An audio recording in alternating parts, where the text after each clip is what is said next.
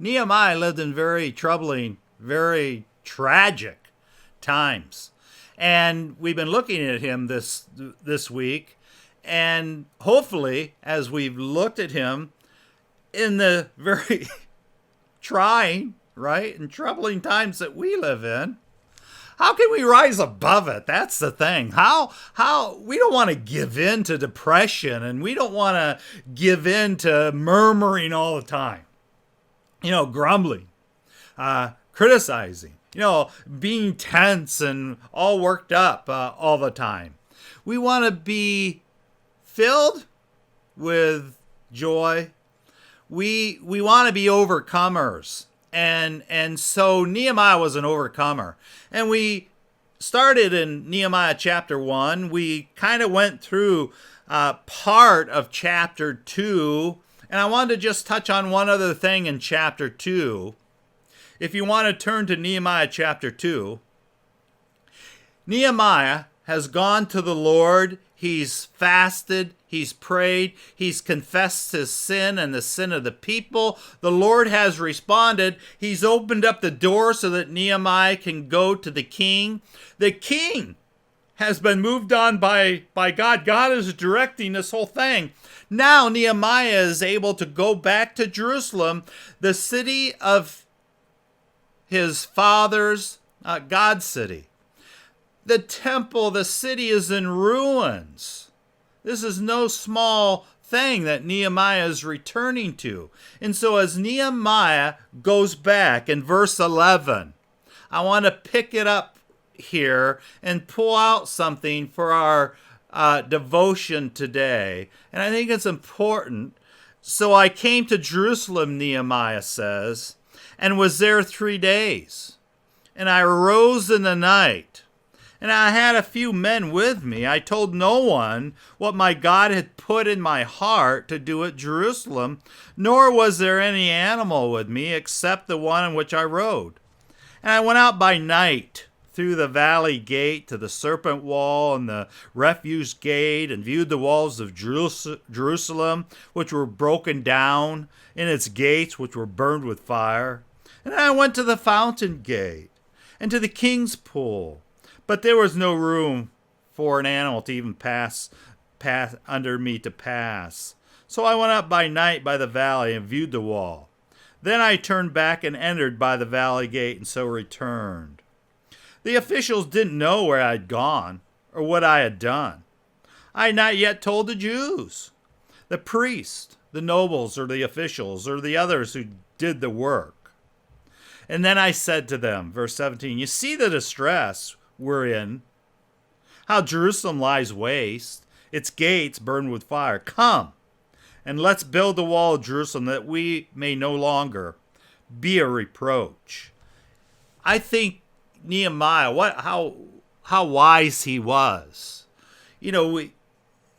He's called back. He goes back to Jerusalem.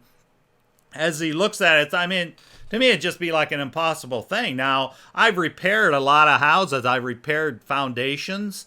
I've repaired walls. I've even, from scratch built. But sometimes that's easier than repairing things that, that have, been destroyed, or things that over age have deteriorated. To jack up a house and put a new foundation under it. Wow, is that a lot of work? Is that hard? Sometimes you go to a job site and you look at it and you go, wow, this is so overwhelming. Where do you start? How do you, go about this? What is the plan? Isn't it interesting? We, again, what we're facing today. And I think in a lot of ways, personally, what can one person, God, I'm just, I'm nothing. How can I repair what's going on in my family? How can I repair what's going on in my life? How can I repair what's going on in the church? How can I repair what's going on in the community? How can I repair what's going on in the neighborhood? How can I repair what's going on in the nation, the world? It's just too big. What is going on? I can't. And a lot of times, I mean, it does, right? You just step back and say, well, I'm just one person. I can't do anything, so I'm not going to do anything.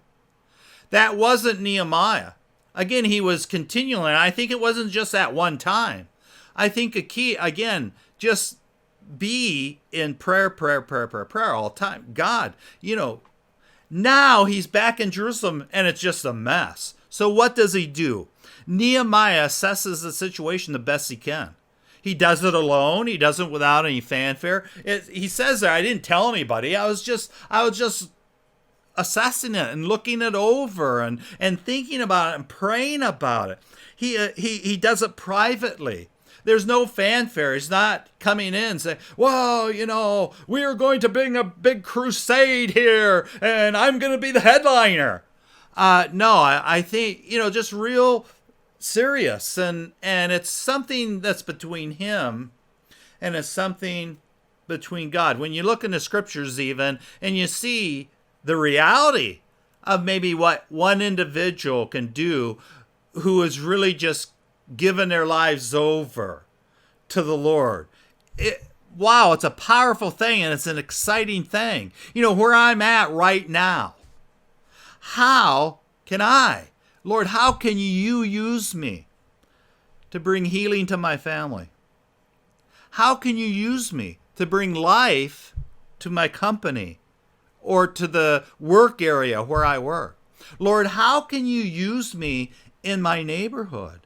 You see, just how can you use me in my church to bring life and encouragement? How can you use me to further the gospel? And so, it's easy just to see the impossibility of everything. It's easy to be critical. I mean, that's one of the easiest things in the world. What a cop-out that is. It's easy for me. I could sit here today and say I could do better. But I never do nothing. Don't be like that. Today, say, you know what, where I'm at, God, how can you use me and what can I do for you? And that's, you can look and see some of the things. For our loved ones down at the Rouse home in the Rouse suites, I'm stuck in my room. This is horrible. But one thing you could say is being stuck in my room, Lord, how can you use me? How can you use me to encourage that roommate? How can you use me to encourage those aides and those nurses and those the workers that come in? How can you use me to encourage even my family when they come and they stand outside the window? How can you use me today, Lord, to further the gospel? Wow, what a powerful thing. And that's what Nehemiah does here. And so at the proper time, he shares, you know what? It's time to get going, guys. It's time to rebuild the walls. And as he says that, and I'm not going to read it, but the people agree. You know what? It's almost like now it's time to share with somebody else. Let's do something for Jesus. Let's do something to bring hope to a hopeless situation, to a hopeless world. Now, as we get into that, that's maybe even exciting when everybody, yeah, let's do this. Wow, but that's not the end of the story. And again, it's very exciting. Over the years, we've done many exciting things, new things, even from introducing contemporary, the contemporary Christian music to our area, to so many different things. But again, after a while, that just becomes tradition, or it can just become a ritual or a routine. And so how can we stay fresh and how can we press on? Criticism. When we first started doing contemporary Christian music, many people, I got calls. I actually had a newspaper guy call me and say, what are you guys doing down there? Oh, we're just worshiping the Lord. We have so many musicians. We're just using them all. And rather than just a piano player, we had a piano player, an organ player. But we had so many guitar players and bass players, drummers and flutists and violin players. We wanted to use them all, and just they had a heart. We just want to worship Jesus, serve Jesus. And what he said to me was, "Well, I've just heard that it's kind of like a commune, and are you guys like involved in drugs down there?" And it's so goofy. So you're going to get criticized, right? When again, somebody can always do it better, right? So you got to be prepared for this. In Nehemiah, as they begin to build these walls, in the beginning, it's exciting, but then all the enemies show up. Then all the criticism starts. Then the opposition happens. And what we have to do when we're walking with the Lord, we have to not be shut down by that kind of a thing. We got to say, you know what, Lord, you told me to do this. This is a wonderful thing, and I'm going to press on, and I'm going to finish the job, the work that you've given me to do. And that was Nehemiah's heart. See, he came to a place that was so solid, God, I'm going to finish that wall. It's hard to finish at times. Make up your mind. Don't let this downtime, don't let all this stuff that's coming in, it's time just kind of to back out, sit quietly, hide, and not make any waves. No, now's the time to stand up and finish the task at hand. We need to, as never before, share the hope of Jesus and the gospel. Would you do that with me today? Today, I am going to make that decision. Today, I am going to share the hope of the gospel with someone. I hope you do it. It's the answer that people need today. God bless you. We love you.